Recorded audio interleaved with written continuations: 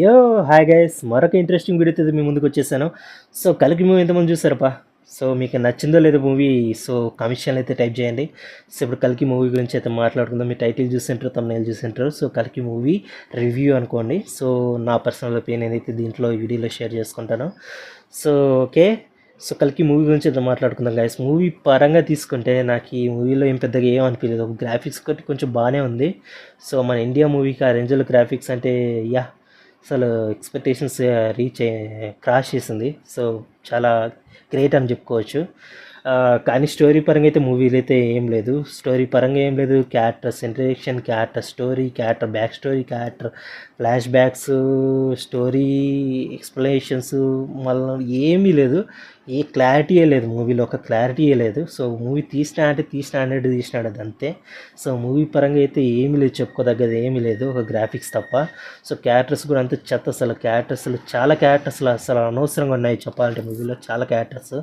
So example చెప్పాలంటే guest role characters అవి ఉన్నాయి ఒకటే, లేకుండా ఒకటే అసలు మూవీలో. అవి అనవసరంగా పెట్టినాడు guest role characters. So movie collections కోసం పెట్టుకునేట్లున్నాడు. సో అది ఇంకా సో దాని గురించి అయితే ఇంకా మాట్లాడకూడదు ఇంకా. సో తర్వాత వచ్చి హీరోయిన్ రోక్సీ, దీషా పఠాన్ అసలు ఎందుకుందో ఆ మూవీలో నాకైతే అర్థం కాలేదు. సో ఇంకా సైడ్ క్యారెక్టర్స్ కూడా బ్రహ్మానందం, ఇట్లా సైడ్ క్యారెక్టర్స్ కూడా ఎందుకున్నాయి నాకు కూడా ఇప్పటికీ అర్థం కావడం లేదు. మీకు దీషా పఠాని, బ్రహ్మానందం ఇట్లా ఈ క్యారెక్టర్స్ అందరినీ ఎందుకు పెట్టుకున్నాడు మూవీలో అర్థం కాలేదు నాకు అసలు. సో మెయిన్ దీపికా పదుకునే, అసలు దీపికా పదుకునేకి అసలు బ్యాక్ స్టోరీ లేదు, ఫ్లాష్ బ్యాక్ లేదు, స్టోరీ క్యారెక్టర్ స్టోరీ లేదు, ఏం లేదు అసలు. ఏమి రోల్లే అసలు వేస్ట్ అసలు మూవీలో. కానీ ఏమి ఉండాలా, స్టోరీ ముందుకు వేయకుండా నెట్లు ఉండాలని కాబట్టి అయితే పెట్టుకునేట్టున్నారు మూవీలో. ఇంకా మూవీలో కమల్ హాసన్ చెప్పుకోవచ్చు, కానీ ఎంత 2 నిమిషాలు 1 నిమిషం అంతే సీన్స్ మూవీ అంతటి కలిపి కమల్ హాసన్ అంటే. కనీసం చూడాలి మరి పార్ట్ 2లో అన్న కొంచెం ఎక్స్ప్లెనేషన్స్ ఏమైనా ఉంటాయో లేదు చూడాలి కొన్ని క్యారెక్టర్స్కి. లైక్ అశ్వత్థామ, ఇంకా క్యారెక్టర్స్ అశ్వత్థామ, కమల్ హాసన్, ప్రభాస్ కొంచెం డీటెయిల్గా భైరవ కదా. సో ఈ క్యారెక్టర్స్కి కొంచెం డీటెయిల్గా ఎక్స్ప్లెనేషన్స్ ఉంటాయో లేదు చూడాలి మరి.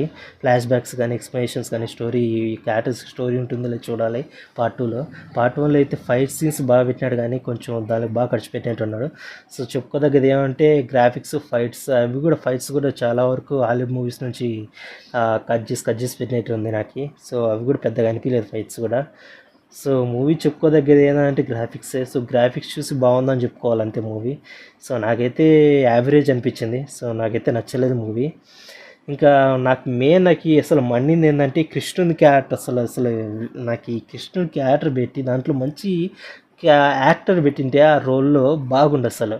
లైక్ ఎన్టీఆర్ లేకపోతే ఎవరొకరు దాంట్లో మంచి క్యారెక్టర్ పెట్టింటే బాలీవుడ్ కానీ హృతిక్ రోషన్ ఇట్లా ఎవరినో కానీ బాలీవుడ్ నుంచి టాలీవుడ్లో ఎన్టీఆర్ ఇట్లా ఎవరినో కానీ ఏదో ఒకటి సూట్ అయ్యే క్యారెక్టర్ని తీసుకొచ్చి పెట్టింటే దాంట్లో బలుండు. ఎవరో అసలు మనకి వాళ్ళ పేర్లు కూడా తెలియవు, ఆ యాక్టర్స్ని తీసుకొచ్చి పెట్టారు. అందుకే వాళ్ళని పెట్టావేంది అని చెప్పేసి మనల్ని బ్యాడ్ టాక్ వచ్చేస్తా అని చెప్పేసి వాళ్ళ మొహం కనపడకుండా చేసినాడు కృష్ణుడికి. యాక్టర్స్ని పెట్టి, ఎవరో ముక్కు తెలియని యాక్టర్స్ని పెట్టి. సో అది నాకు నచ్చలేదు. కృష్ణుడికి మెయిన్ రోల్ పెట్టి విష్ణువు మీద ఆ టాపిక్ మీద కలికి అని చెప్పేసి ఆ విష్ణు మెయిన్ టాపిక్ తీసుకొని కృష్ణుడిని ఒక మంచి క్యారెక్టర్ని తీసుకొచ్చి రోల్ ప్లే చేయకోకుండా మొహం కనపడుకోకుండా చేసి అంత గబ్బు లేపి బాలీవుడ్ మూవీ అని నిరూపించుకునేవాడు డైరెక్టర్ అశ్విన్. నాకైతే అసలు నాకు నచ్చలేదు అసలు. ఆది పురుషులో అన్న కనీసం వాడు కొంచెం గ్రాఫిక్స్ చెత్తగా పెట్టినా కానీ కొంచెం క్యారెక్టర్స్ కనపడేటట్లు పెట్టినాడు, కానీ వీడు కృష్ణుడు మెయిన్ రోల్ పెట్టుకొని కల్కికి. సో అంటే పార్ట్ 1లో కృష్ణుడు మొహం కనపడుకోకుండా దాచి అంతా బ్లాక్గా అంతా డార్క్ చేసి పెట్టేసినాడు. అస్సలు నచ్చలేదు నాకు అది. నాకైతే మండింది అది. నాకు ఈ మూవీ లేదా నాకు నచ్చలేదంటే గుద్దులో మండింది ఏంటంటే అదొక్కటే. So okay guys, movie review part 1 వరకు. మళ్ళీ దరిద్రానికి పార్ట్ 2 కూడా ఉందంట. సో అది కూడా చూడండి రిలీజ్ అయినాక చూస్తారు మీరు. సో పార్ట్ 1 చూసాక నాకైతే భయం వేసింది. నాకు ఒక్క పాటనమ్మ జీవితం మూవీలో ఒక్క పాట అంటే ఒక పాట లేదు. అన్ని పాటలు చెత్తోబ్యా అంతే చెత్తోబ్యా అంతే. ఇంకా దరిద్రంగా ఉన్నాయి పాటలు. ఇంతవరకు నేను ప్రభాస్ సినిమాలో ప్రతి పాట నాకు ఇష్టం. ప్రభాస్ సినిమాలో మిర్చి తీసుకోండి, బాహుబలి తీసుకో, మన రీసెంట్గా రిలీజ్ అయిన ఆదిపురుషే తీసుకో, పాటలు బాగున్నాయి దాంట్లో. కనీసం మూవీ స్టోరీ ఏం లేకపోయినా కానీ రాముడి గురించి అంత చండాలంగా పెట్టినా కానీ అంత గ్రాఫిక్స్ అంతా స్టోరీ అంతా, కానీ పాటలు బాగున్నాయి కనీసం దాంట్లో. జై శ్రీరామ్ అని చెప్పేసి. సో ఈ మూవీకి వచ్చేతలకి పాటలు లేవు, దినమ్మ జీవితం ఏంటి లేవు, అసలు అసలు స్టోరీ లేదు, పాట లేవు, ఏం లేదు. సినిమా గురించి మనం చెప్పుకోదగ్గది ఏమీ లేదు అసలు. చెత్తభ్య అంతే సినిమా అది. కల్కి అది నా పర్సనల్ ఒపీనియన్ గైస్. ఇదే మూవీ రివ్యూ, నేను ఇచ్చే మూవీ రివ్యూ. ట్రూ రిలీజ్ అయినప్పుడు కూడా చూస్తాను. నా దరిద్రం కొట్టి అది మన ఇండియా సినిమా ఎట్లా తీసినారు పార్ట్ 2 అని చెప్పి చూస్తాను నేను. సినిమా స్టోరీ కాకపోయినా సినిమా ఎట్లా తీసినారని చెప్పేసి దానికోసమైనా చూసి దాని మీద రివ్యూ ఇచ్చేస్తాను.